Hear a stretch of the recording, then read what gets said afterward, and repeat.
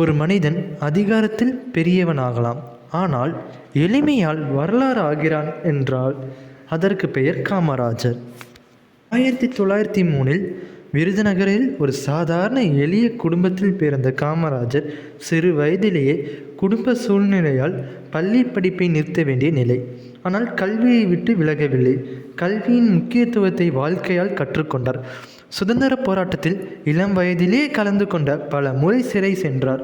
அங்குதான் தலைவராக உருவானார். அரசியல் அதிகாரம் கிடைத்தபோது தனக்கான எதையும் சேர்க்கவில்லை. மக்களுக்காக எல்லாவற்றையும் செய்தார். தமிழ்நாடு முதல்வராக இருந்த காலத்தில் படிப்பு எல்லாருக்கும் உரிமை என்ற எண்ணத்தோடு பள்ளிகள், கல்லூரிகள், அணைகள், தொழிற்சாலைகள் உருவாக்கினார். மிட் டே மீல் ஸ்கீம் மூலம் ஏழை குழந்தைகளுக்கு கல்வியை அருகில் கொண்டு வந்தார். படிக்காத முதல்வர் என்று சிலர் விமர்சித்தாலும் இன்று படித்த தமிழ்நாட்டின் அடித்தளம் அவர் போட்டதே உண்மை.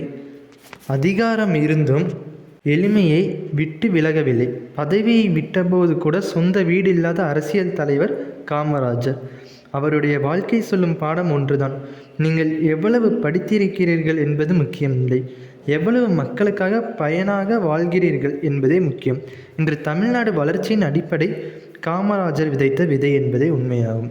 இவரிடமிருந்து நாம் கற்றுக்கொள்வது என்னவென்றால், உயர்ந்த பதவி உங்களை பெரியவராக்காது, உயர்ந்த மனசுதான் உங்களை வரலாறாக்கும்.